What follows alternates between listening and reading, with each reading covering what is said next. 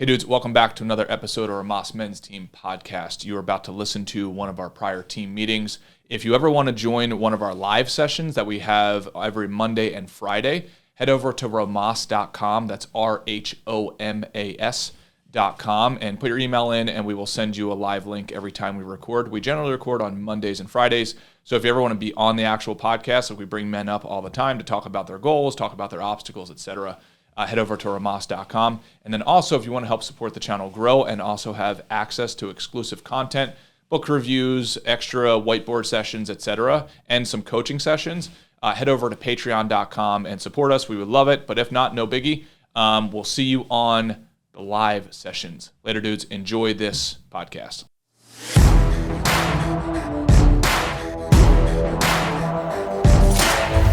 Are live now. Matt, you're looking good today. Better than ever. Yeah, the baldness really, it looks like I woke up this morning and there was so much hair on the pillow. I thought like a squirrel had gotten in the house. Let's see. No, I'm kidding. And yeah, my basement has really improved, hasn't it, too? No, it's not Matt. It's your boy Ray. And I haven't seen a Matt and Shane's secret podcast this week either. So I guess Matt must be busy. Yeah, I think they're traveling. Well, I mean, I know for sure Matt is traveling. I think he's going on a wedding. He's going to a wedding. Yeah. So, have you been to any weddings this summer? Well, I'm going to a good friend of mine in September, and then I'm going to Matt's in October, and so, the invitation was late and all that kind of stuff. So I asked him roughly 3 weeks ago, right? His wedding is in October, right? Yeah. So these things and for the dogs who are living the glorious single life, you usually get the invitations like a year in advance. The mother-in-law makes sure of that. Yeah, exactly. So I call him because my girlfriend's like, when's the wedding? And I had it in my calendar, but I didn't have my calendar at the time. And that was just going off of, I think what Matt's wife had told me, future wife had told me. And so I call Matt and say, hey, when's your wedding? This is 2.5, 3 weeks ago. The wedding's in October sometime. He's like, right, he breathes first. And he's like, it's October 23rd, but let me double check with Brittany. I'm like, what, dude? Like, you got to double check, about your, it's just so Matt. And I got to double check. You need to know that date. Yeah. You need to do. And in fact, it's more important to know it before than after, right?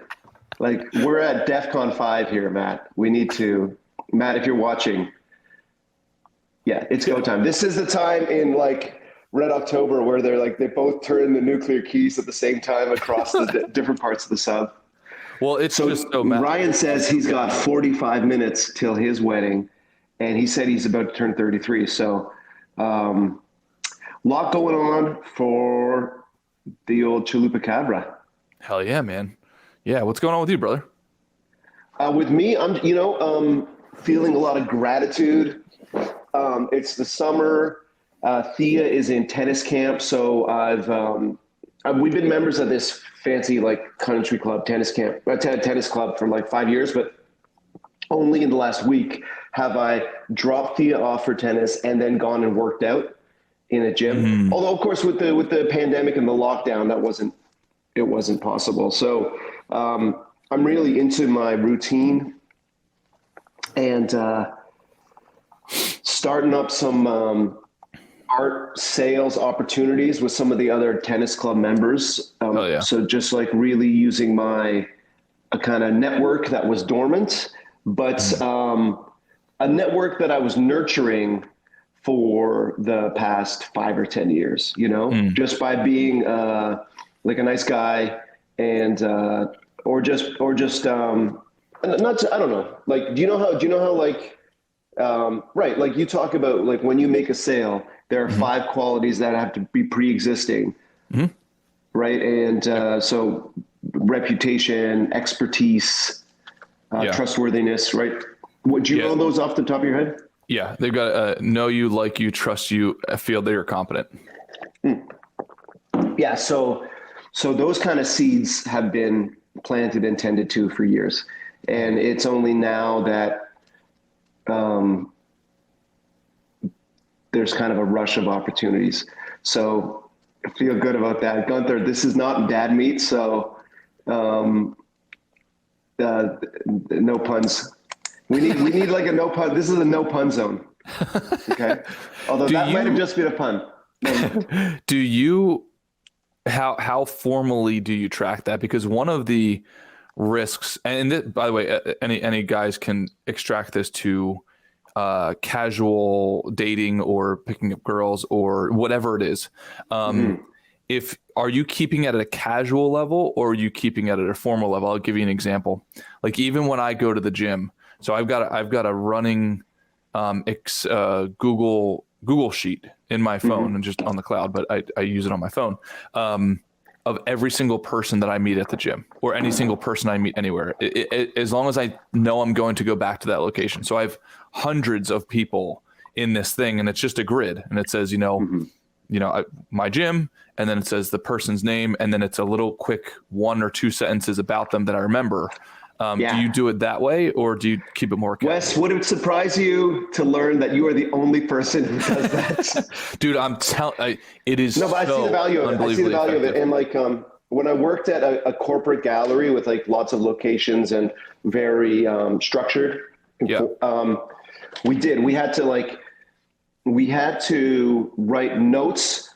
Like we had to write a rundown, a daily recap to our boss, right?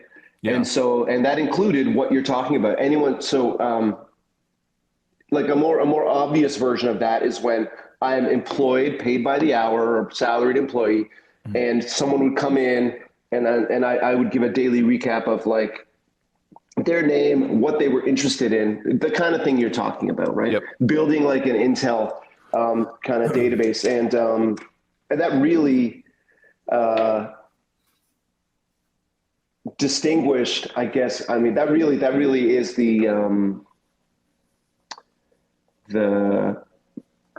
that's this like secret sauce. That's right. That's the algorithm, is because that gallery is like, they had a database of 10,000 people.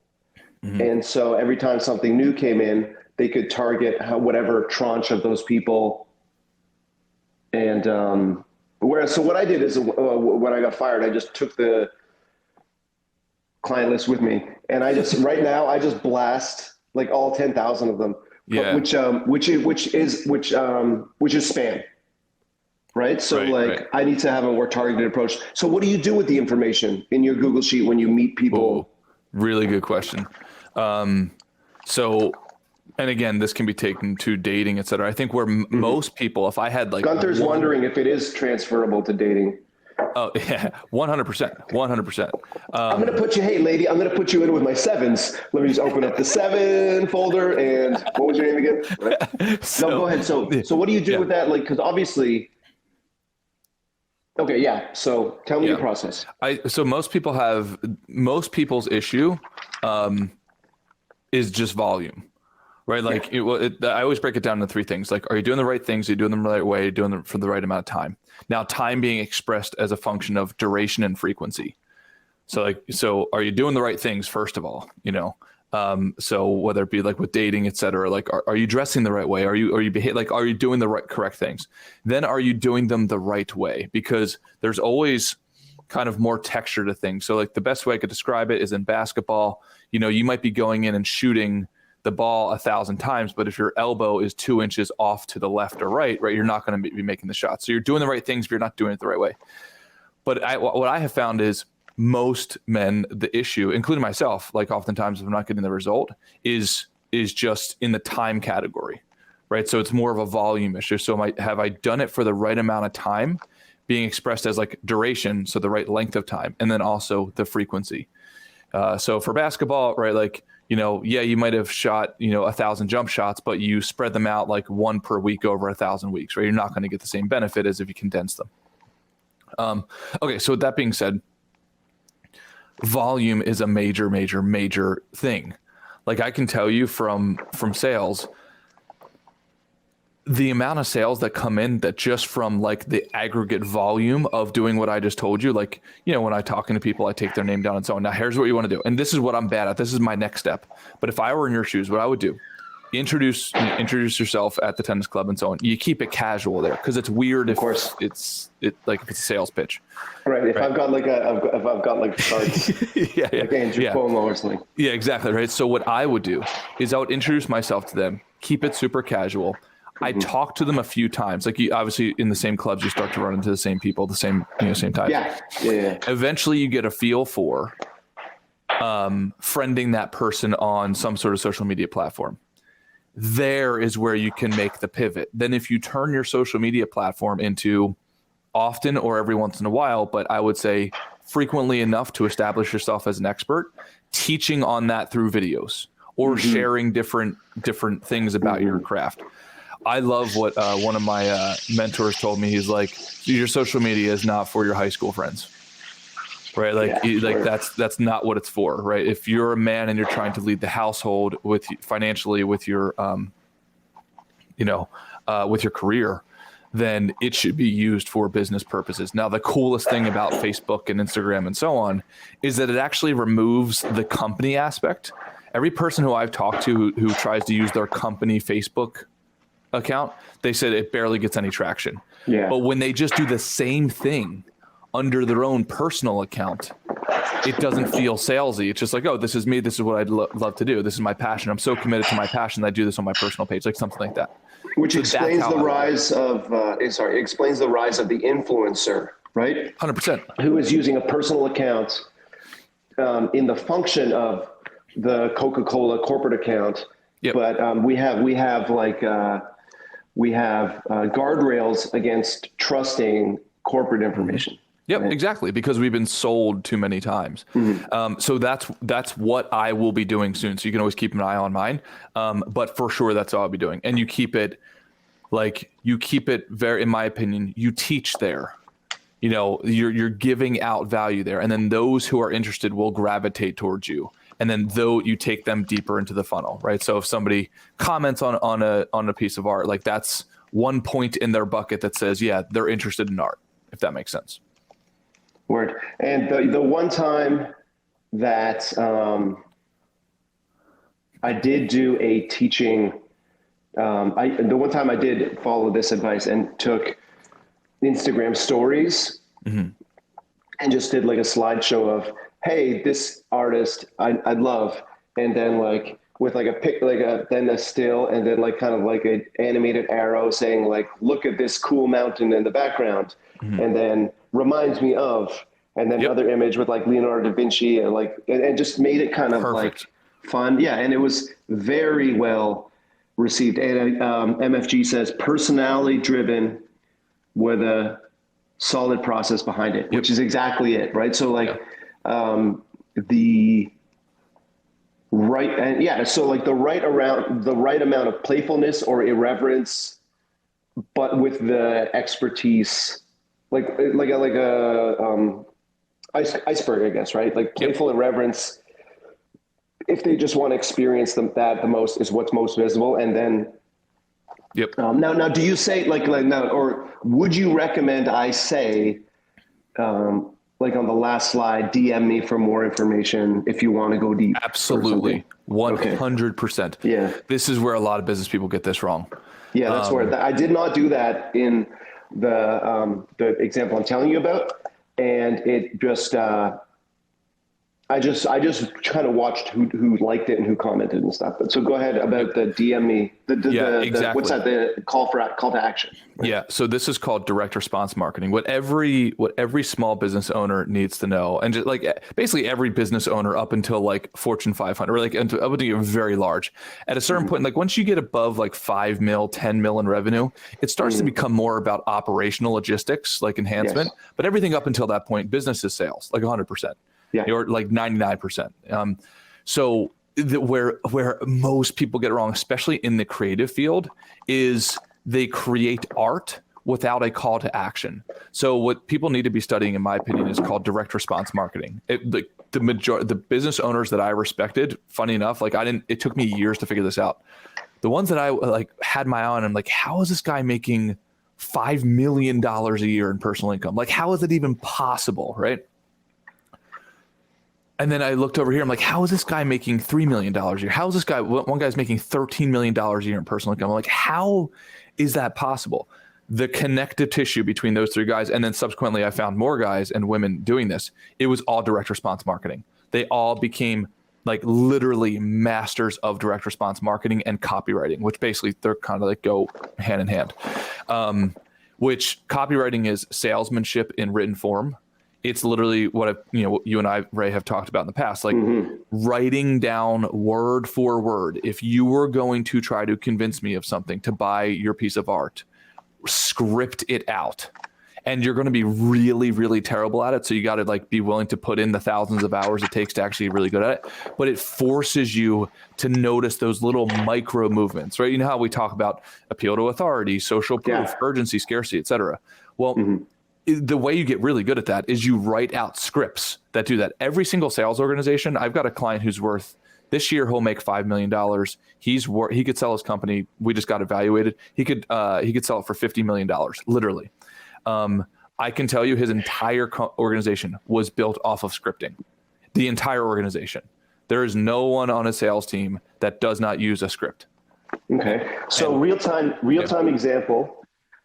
I have a painting that I sold to a hotel, and the hotel doesn't, the hotel won't be open until October, right? So I'm thinking, how do I use this sale to pollinate future sales, right? So this was the next artist I was going to do anyhow on my Instagram story lessons. And so I'm thinking, so like what I was thinking of maybe, so because I have 3 months, I was thinking of hanging it in the owner of the hotel's home to get him pumped up. But I'm not sure if he wants me to post a picture of that to Instagram, right? So I'm thinking like maybe of doing like an unboxing, and like, so I'll do this. This artist's name is Sky Clavish, and I'll be like, these are his paintings. This is kind of a cubist face, and then hang it in my own house, maybe, and it's to try and weaponize it on social media. Saying, and I get to hang it in my house until the hotel's open. So what do you think of that? Like storifying this person's sale? Oh, absolutely. Yeah. I mean, if you get deeper into copywriting and direct response marketing, there's an enormous focus on storytelling, like enormous focus on it. And Mike Gibbons just said that he sold one of his pieces last week on Instagram. That's fucking amazing, awesome. Mike. Amazing, bro. Yep. So then it's just about repeating that, right? Like, again, it's the volume play. A lot of times people want to change course just because they get bored or they want, something new and fancy. It's like, no, most of the time the answer is just do more. Dude, how do you ensure that you don't like ruin the painting from that?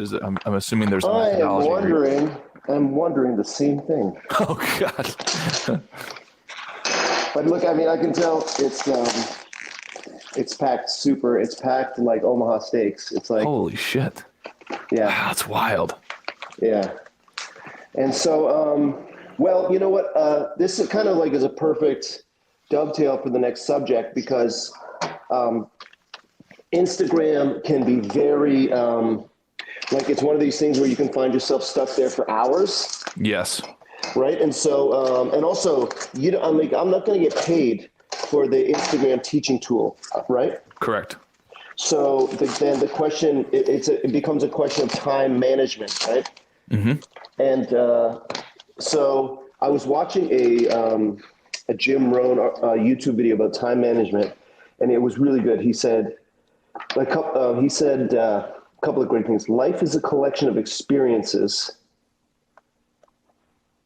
And so it's like up to you to kind of string them together into an amazing life, right? And then in terms of time management, how do you plan a good productive day? Don't start the day until you have it finished. Don't start the week until you have it finished. Don't start the month until you have it finished, and by that he meant don't start it until you planned it front to back.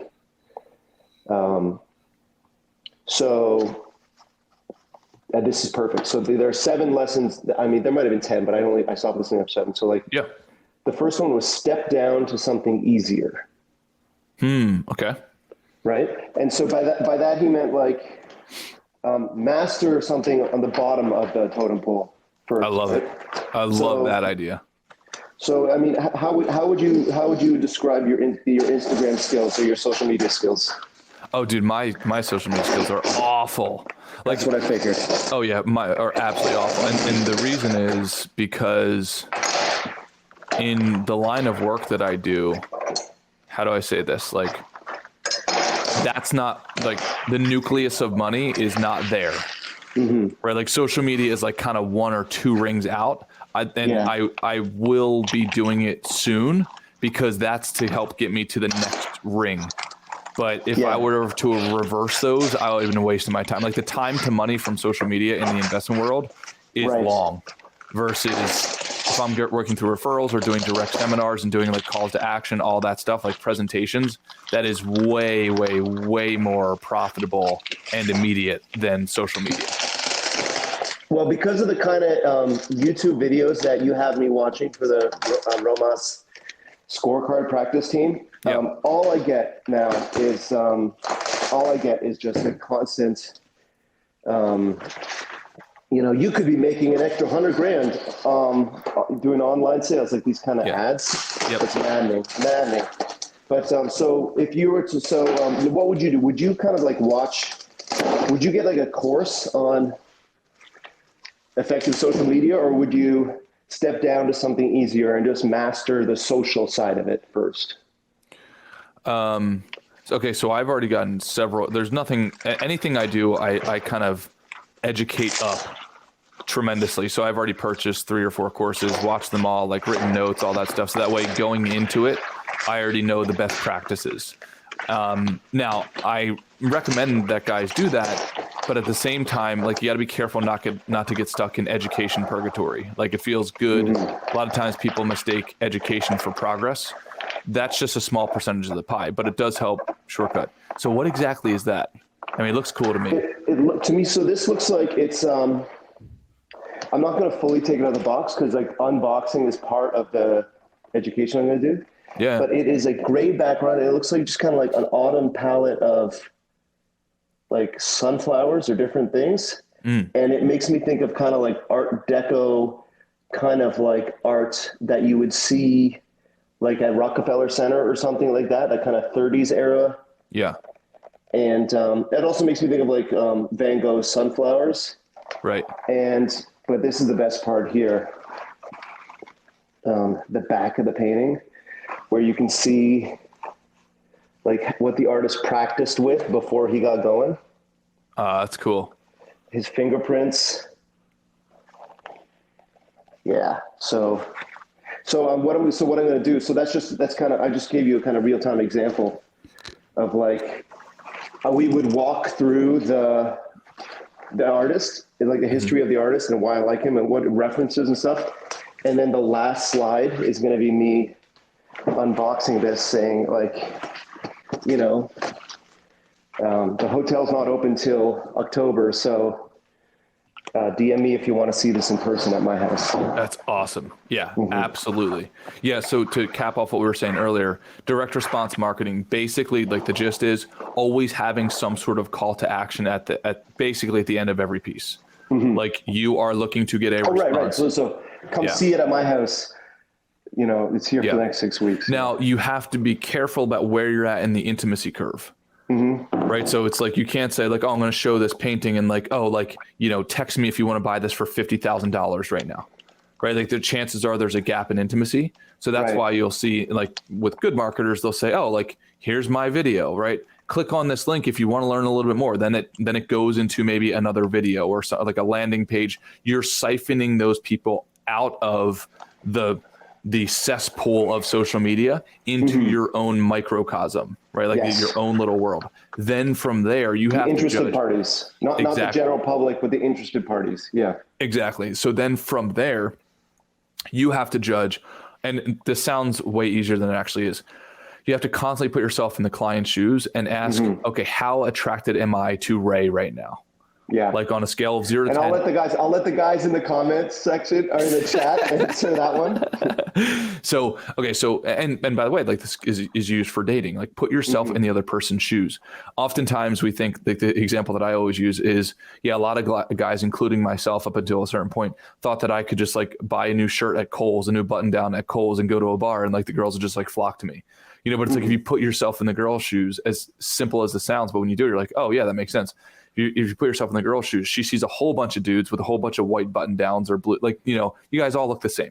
You're not standing out at all. Okay, maybe you're a little more muscular, like, so the goal is to differentiate yourself and then get that person or people into your own world. There's an enormous strategic advantage, not necessarily to even being different sometimes. It's actually to being in a different place, if that makes sense.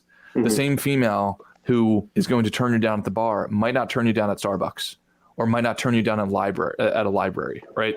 Like context is extremely important. But for business, same deal. You siphon the people out, like you get those people who are raising their hands to be interested, you take them into your world. Once you get them in your world, again, you have to ask yourself the same question.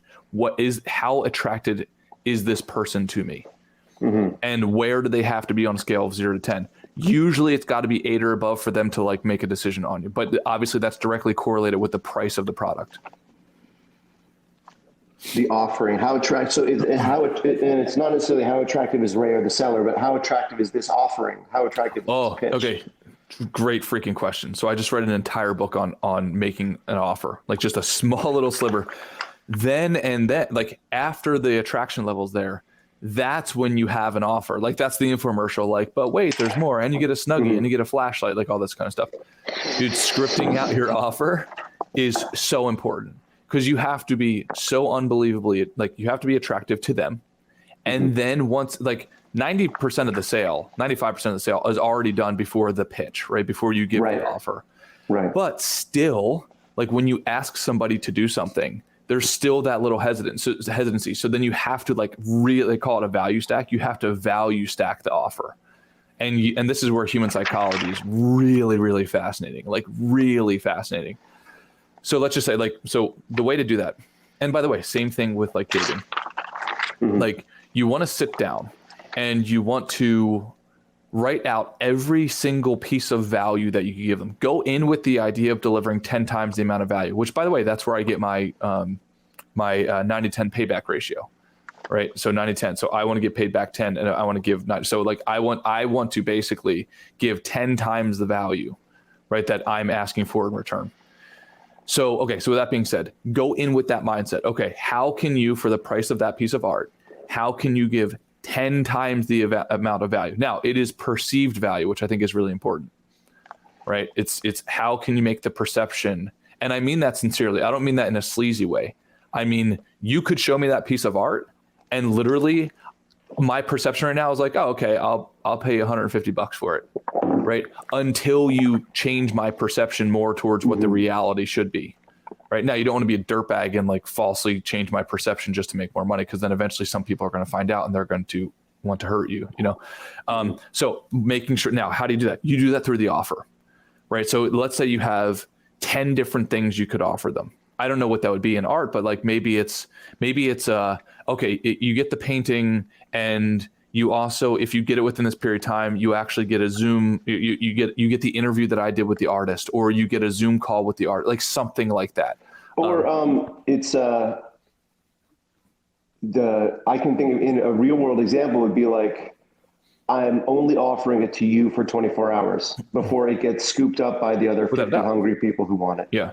Now, so that is where that's not in the offer. That is in the logistics around, like that's the taking away of the offer.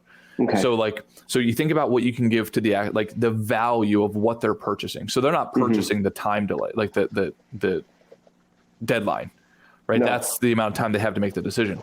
But so you want as many things in that offer as possible.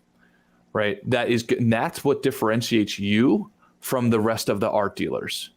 Right now, it could be that, and it's funny how little it actually has to do with the thing. That's why you could buy a George Foreman grill and they give you a flashlight as a bonus, right, in an infomercial. Now, obviously, you've got to customize it for your own world, but it doesn't have to be exactly like art related, but it probably should be in your world because your world is very prestigious. I guess, so what I do is a value add that I don't list in advance is that I bring it, well, I do identify that I'm going to bring it over and hang it for them in exactly the spot they want. There you go. And then when I'm there, invariably, most people have like art on the floor that they've like been meaning to hang up for years or whatever. Mm-hmm.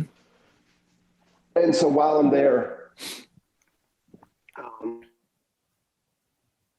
for them. Yeah, you know, to dude, really that's a give perfect their example. home a refresh. So I went to hang a painting for the first painting I've sold on Instagram, actually. And actually, you know what? I was doing one of those Instagram lessons without even knowing it. When I was like, check out this new artist. I love her stuff. These two are available. I just bought this one. DM me for details on this one. A friend of mine, remote friend, not in my super tight network, bought it. I brought it over to his house. It's a condo, so there was a concrete wall, so I couldn't just put a nail in it, right? Mm-hmm. So I ended up hanging 6 other pieces for him. Dude, so that's now what I would do if I was like in your position is call that a thing. That's another thing in marketing, like name things. So I also give you a complimentary, art tour consult or art consultation, like personal home consultation, whatever that is. And now collection evaluation or whatever. Exactly. And also you have to then, for each one of these little pieces of the offer, the sub pieces, you then have to give it a name and you have to increase the perceived value of that thing as well. So for instance, right, like, and the way that you can do that through is little anecdotes, like little stories, right? So also, Mrs. Jones, like when you purchase this piece, I take this in your house, I hang it for you, and then I do a walkthrough because I do a walkthrough consultation. And I'll say, for instance, last week I did this for a woman. She had $200,000 worth of art sitting on the floor because she was waiting for a consultant to walk through and tell her where to put the pictures and all this kind of stuff. And the guy was going to charge her $10,000 and he was late. He never showed up or something like that, right? So giving that story and then just saying like, I told her, hey, I actually do this for free. I'll save you the $10,000 and I'll help you right now, right? Because what's the point of having $200,000 worth of art on the floor? It's worth $0 on the floor. It's worth $200,000 on the walls. So like going through each one of those, now this is why it has to be scripted out. It has to be scripted out and practiced because it can't take 45 minutes long to pitch the offer. Right. Chupacabra is asking, Ray, do you have a contractor you can hire when it's too difficult to hang? And so what I should have also, Wes, is a scripted, like after they purchase, it's like, I'm going to come over and hang it. What kind of wall is it? Is it drywall? Is it concrete? And so like, that's another thing I need to script to like automate my process to avoid those kind of surprises. This is why I tell people that like, you only can focus on 1 to 3 things for your career. It cannot be 20 things. It can't be 10 things, because as you will, and ideally it's one thing, because it gets down to the type of wall for your craft. Do you know what I mean? Like, but if your energy is dispersed over too many things, you'll never think of the stuff that you're talking about right now. The expert, man, there's a major, like the chef. Think of the difference between a chef and the way you and I cook, like the olive oil, the canola oil, the almond oil, the avocado oil, and the different like temperatures at which they start smoking and burning. Exactly. Like, and that's just one piece of the recipe of like a 25 piece recipe. Yeah. So that's why when people say like, oh, well, they're nervous about, well, there's other people doing this. It's like, dude, 99.9% of people are not masters at what they do. It is a very rare thing to come across a master. So rule number 2 in Jim Rohn's time management was work longer and harder. Where you are now, like maybe some of us dogs aren't the guru and the expert yet in our field. And so make up for your lack of skill with volume and numbers. Yeah. Right? So right now I would slightly work change that. I would slightly change that. I would update that to work, and this is going to sound weird, but work denser. Most people who I observe working, they're not working. Right, they're at work. They're humans at work, floating around on Instagram or thinking about whatever, right? It's like the density of their work is it's paper thin, right? They're like, it's not a bowling ball. It's a balloon. I was that guy. Yeah. Most people are. Yeah. Yeah. Yeah. And the way that you do that, the way that I have personally done that, and I'm not perfect at it, I'm not trying to pretend to be, but I can tell you when I'm on my game of doing really dense work, oh man, like 4 hours of dense work replaces 16 hours of average work easily. It's probably even more extreme than that. But I have found, weirdly enough, I went down the road of, okay, remove all technology and even computers like from the room and just focus on the work. That works for me, but I can only do like 2 hours of that maximum. But I have noticed that if I actually play a little video on my phone, like a movie maybe that I've seen a bunch of times that it's just kind of keeping in the background, I could do like 6 straight hours, 4 straight hours easily if there's something semi-entertaining like going on is noise in the background. Yeah, and a friend of mine in the entertainment business, what she does is, we talked about this a long time ago, Wes, she plays movie soundtracks. So she goes on Spotify there you go. and plays movie soundtracks, because like 20-minute songs, no words, just kind of like strings and drums and thunder machine that goes kind of up and down and up and down. And why is that? What is it about that movie, I don't know, that music that is not a distraction, but actually a kind of like enhancer? Yeah, well, I think at the origin of it, like we all have certain needs. Like the human brain just has certain desires. Tony Robbins talks about this. I think he acts like he made it up, but I don't think he did. But basically, let's just say one of those needs is variety that he talks about. So if you have variety and you're not getting variety, a certain type of variety, and this is true for diets as well. Like when I changed my diet to the density diet, that changed everything for me, because historically prior to that, my diet was purely about deprivation. So then I would desire all of this variety that, like, you're not going to change your desire. It's very, very difficult to change your desire. So the what you want to focus on, in my opinion, is steering that, channeling that desire to the healthiest option. Now with food, that's, an easy thing to do, right? You just eat more fruits and vegetables and so on. So but what a lot of people do is say, I'm going to cut out carbs, right? You're not going to eat fruit. So then your body's going to be desiring vitamin C, right? Hence it's going to be looking for fruit, and so on. That's why we like the sweetness and the carbs for energy. So you're cutting that out, right? Your body's going to, each unit of time that you delay, right?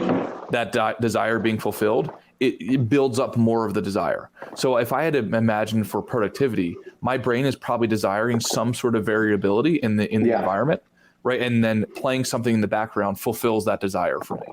Cool. And if you would have asked me if, hey, Wes, can one of your employees watch movies while they're working? I would have said, fuck no. Like, absolutely not, because it's so counterintuitive to productivity.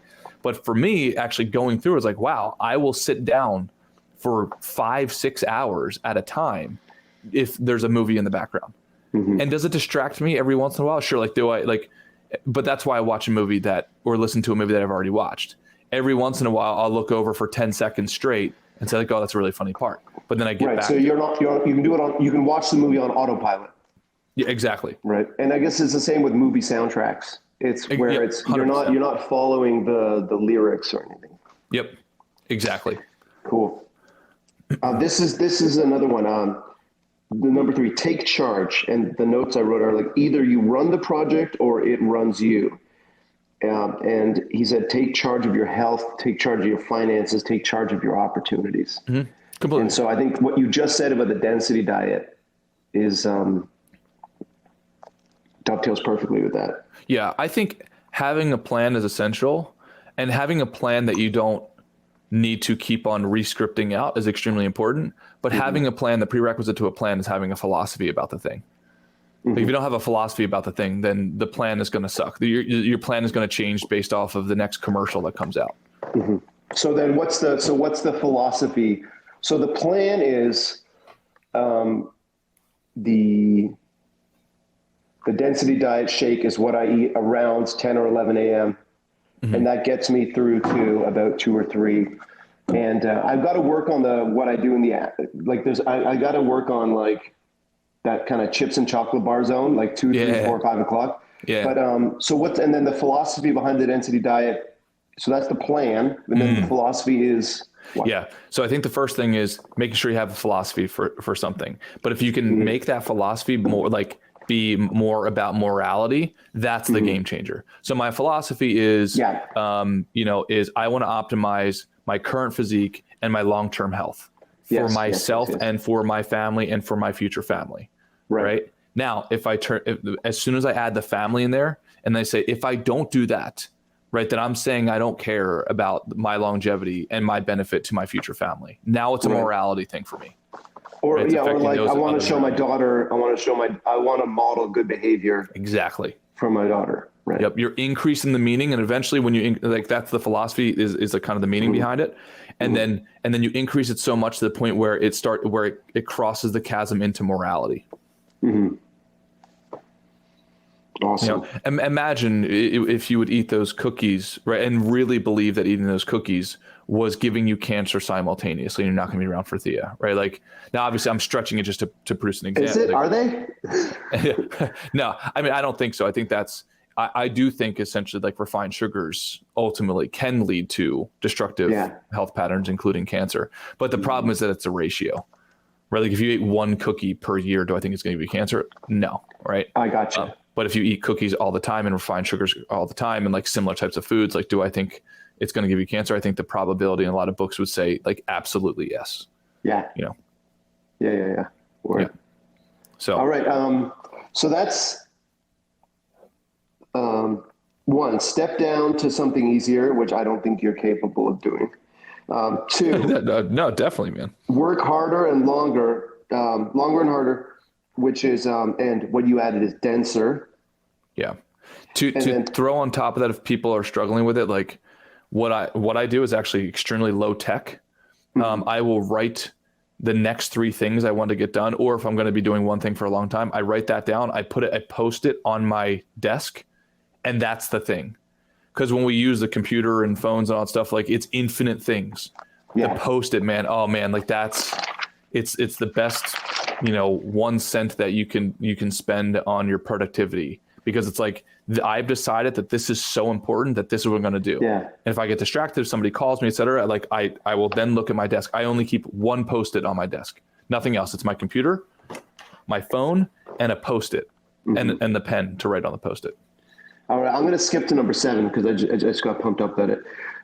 He says, learn to study majors and minors. Like, know the difference between majors and minors. What do you think of that? Oh, dude. So I just encountered this yesterday. When you love what you do and when you are in the business of helping people make decisions, you kind of have to take, number one, you have to be convicted about what you're doing. Like there has to be conviction. And then when you have conviction and when you are educated on the topic, that's when you can be an alpha in that pack, and you should be, right? So I have to give tough love to clients all the time. So we had a client or a prospective client yesterday, and on like this, on this document, she sees like the list of potential fees, right? In the document she's signing. Now, 95% of these fees 99% are not irrelevant to her. But it just legally, right? SEC regulation, like we have to say, like, okay, if you do this, then this fee is charged, blah blah blah, right? So she calls me. Oh yeah, exactly. So she calls me like all nervous and she's like, oh, all these fees. So I literally gave her the major versus minor discussion that I got from Jim Rohn. Funny enough that you're saying. I said, look, Michelle, here's what happens. Most people major on minor things. What you're doing right now is you're majoring in minor things. We could go through and read off. I can give you 55 other potential fees that you could pay that are worth $1, $5, $10. But what I'm telling you is even if we added all of those up and you did every single one of those, it would add up to like $500 for the year. I'm telling you that does not move the needle. Like if I was your nephew, here's what I'm telling you. So we could spend our time talking about all of these things on something that doesn't major to anything, or we could actually fix your portfolio. Right. Like, and which, by the way, literally her portfolio was so fucked from years ago. It should have been worth this one account should have been worth $650,000.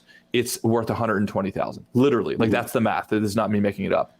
So I told her, I said, would you rather pay $500 a year and fix the $500,000 error? Or would you rather say like, oh no, these guys are nickel and diming me? When that's not even true, right? Like all these fees are just disclaimers more than they are actual reality. So major versus minor things, dude, that is a huge category. Are you doing right now? Is it working on your major goals, or is it like minor stuff just because it's convenient? And so what that made me think of right away when I heard that, I was like, fuck yeah. And I was like, and then I thought of the MAN category, right? Which is money activities now. Right. So, so go riff on that. So like, so what I did right away is like, I stopped. It was Jim Rohn's 10 time management skills. I got to 7, learned to study majors and minors. And I'm like, you know what? I'm going to make a list of money activities now. And that's what I'm going to do for the rest of the day. Dude, you could do them for the rest of your career, right? Like if you think about this, if you think about activities like a target, right? Like a dartboard target. Well, you got the central nucleus, like that's the bullseye. That's where you get the most points, but it's disproportionate points, right? Relative to the other rings of the target. Those for men, in my opinion, are what generates you the most money. Now, typically there's a correlation between that and the shittiest work. Do you know what I mean? It's like the most unglamorous work. Yeah. 100%. Yeah. 100%. Now, if you're not in sales, right, that's okay. Like whatever you're doing, think about what the best value is. Like the mental model for this is think about what the best value is on the receiver's end. So if you have a boss, for example, Wes, I was going to say, please continue. No, please go. Well, what I was going to say is if you're not in sales, your money activities now are, of all the things that are on your desk in your office, in your corporation, in your administrative role, what things are going to get your boss's attention? What things are going to get you that promotion? Oh yeah. Now, and here's the thing. So that's what I was thinking of translating into like the non-sales, like how it's applicable in non-sales. Yep, exactly. So you have to have this conversation. You cannot judge it in real time. You have to have a conversation with the stakeholder, with the person on the other side of the transaction. So if it's your boss, it's your boss. It has to be a separate conversation because bosses are humans. They get lost on the same rabbit trails that we all do, right? Like your boss will come by and say, hey, can you do this? Can you do this? Just off of randomly because they're feeling it like at the time. So you have to have a separate conversation saying, hey, boss, at the end of X period, 6 months, let's say, or a year, what do I have to do? Like what does it look like for you? Let's say that 6 months is today. What have I done for you that would make you say, oh yeah, this person deserves a promotion, or this was a level 10 contribution to the company? And I would plant the seeds. What are those few things that make the biggest difference? And I would specifically say that. What are those few things that make the biggest difference? And then write them down. And then repeat them back to him or her and saying, okay, if I come back to you in 6 months and this is done, this is done, this is done, and I've done it efficiently, and assuming that it's high quality work, right? You would say that it would be a level 10 score for me in these categories. And he or she would say yes. And you say, okay, great. So if you don't mind, Mr. Boss, what I'm going to do is I'm going to do that. I'm going to check in with you periodically, and I'm going to keep us focused because I know that you're busy. I'm going to focus on this to keep us focused on obtaining those objectives. If it's okay, I'm going to come back to you in 6 months and I'm going to show you the work. And if it's okay with you, if you think that it's great work, then I'm going to request a promotion or a path to a promotion. I just want to have that discussion now. Is there anything wrong with that? Dude, most people never do this. And they leave it up to their boss to think about when they're supposed to promote. Your boss is not worried about you when they go to sleep at night. Right? Yeah. Like and you are getting the sale ahead of time. MFG just said he tried that aggressive improvements and it got him fired. And I think that, and I agree. I think that means his boss did him a favor by getting him out of that environment of non-advancement. 100%. Because most people don't have that conversation. So people might look at MFG and say, oh, we just lost the job. It's like, no, I would say he just gained 6 months of his life. Yeah. Because 6 months from now, if he didn't have that conversation and then he thought he was going to get promoted and then the boss says that, well, you're not getting promoted, right? Like then there's resentment that builds up and he would look back and say, well, why didn't I have this conversation 6 months ago? And chances are he learned everything he needed to learn. Without a doubt. And you, I got fired from this. Front. Yeah, I got fired from this job at this this corporate gallery job that I told you about before, where I learned their systems and the database and the sending daily recaps to the boss. I was out of there at about 10 months, and yeah, sure, I was butthurt or whatever that I got fired. But the reality is like I learned everything I needed to learn in that 10 months, and if I could have stayed there for another year or two, but like I would have been in a kind of holding pattern, turning over the lion's share of the commissions to my boss, selling his art instead of actually like getting going with my own gallery and keeping all those profits for myself. Yep. Dude, the amount of which is, I think, probably the same position Mike is in, where he has to step out of the role of getting that making that boss rich at any rate. Yeah, exactly. 100%. The amount of relationships and prosperity that is lost on unspoken, unmet expectations is absurd. And this is true for intimate relationships, friendships, work relationships, etc. Hey, here's what we're doing. We're going down this implied contractual path, but because we're not going to speak about it, because it can be awkward, because it's a little bit uncomfortable, let's just delay the conversation / maybe even never have the conversation until there's a fucking car crash, right, in our relationship about it. And it's like, oh, you wanted kids? I don't want kids, right? Like, or something like that. Like, so Wes, I'm in that situation right now. Okay. Yeah. And it's like where I'm in a business relationship with someone, and like my wife found out, the business partner, potential business partner, ex-wife found out, and it's like, so maybe on Monday, if we can talk about like how that works, having that uncomfortable conversation. I'm confused on the situation. Okay, so a friend of mine, I mean, so just like what do you call it? Like a trailer is, a friend of mine said, hey, I met this really rich new couple. Like, yes, I cheated on my ex-wife, like with 100 different women. And now I've got this new girlfriend and I've met her new friends, and one of them's looking for art. So if they buy something, we'll split it 50-50. Okay. And you must not tell my ex-wife or your wife about this new opportunity, because I don't want, implied in that is that I don't want my new world to figure out what a Casanova I am. Got it. But then like,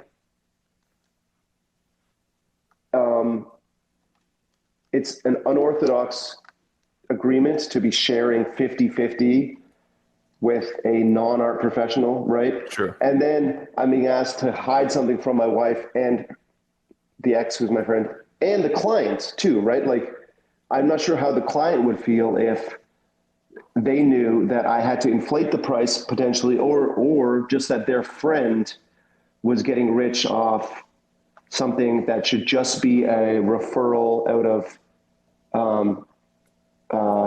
like a loyal friend to me would not want half of my salary, and a loyal friend to them would not want to get rich off selecting art consultant for them, but rather just get a loyal friend to the client would just find the best person to serve them. Right. Got it. So yeah.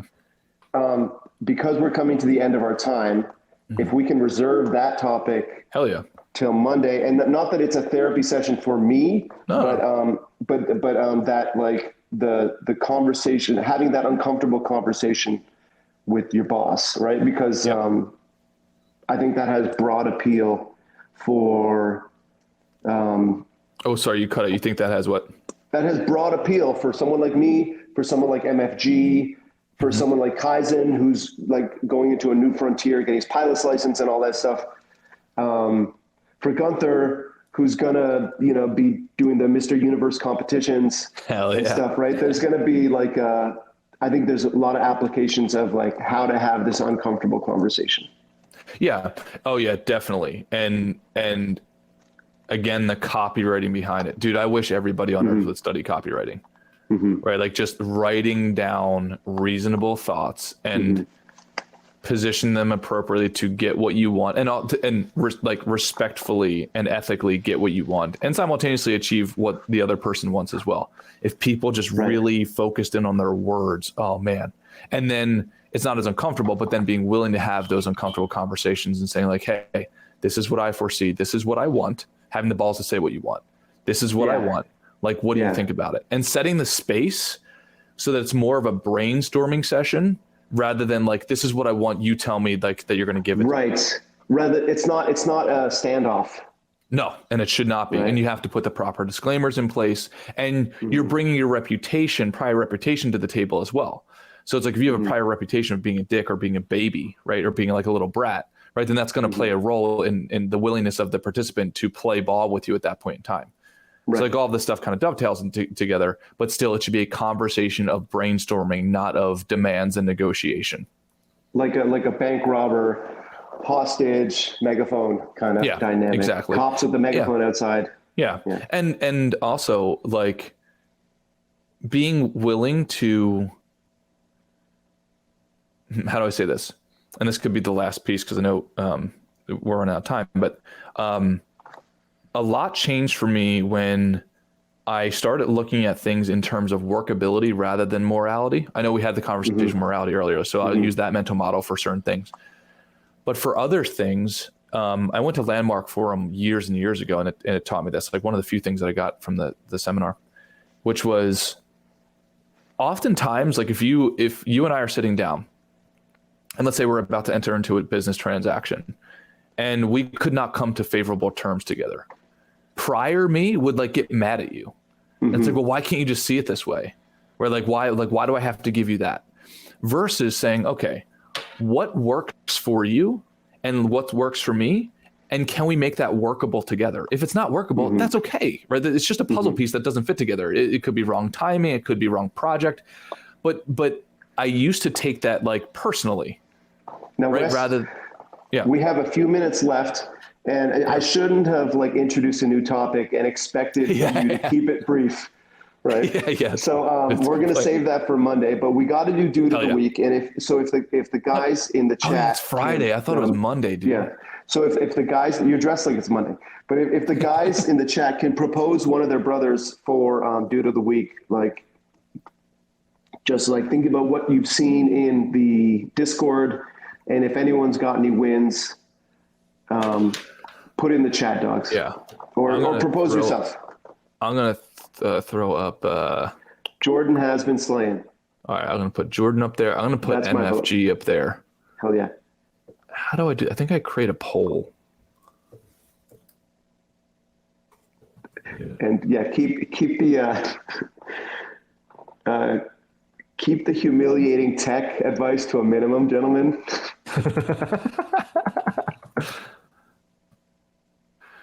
Okay, we're going to put Jordan up there. We're going to put MFG up there. 3, 2, 1, we're going to put them up. Okay, I think that's it. I threw up MFG up there because he immediately bounced back from getting fired and then started creating and moved to selling his stuff like that. Like, yeah, he said he made a sale on Instagram. That's nuts. I've been in the game 20 years and I've only done that once. Isn't that, it's so crazy. Like most people I talk to about that, including myself, it's like, okay, just get to the first sale. Just get to the first sale.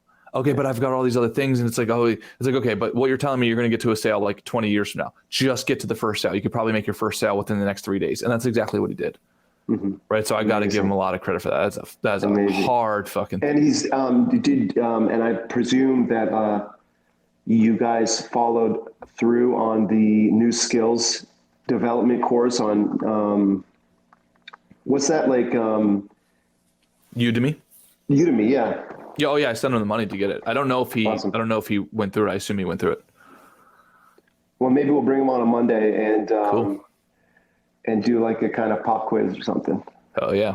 We'll give 5 more seconds for voting. MFG in the lead, 3-2.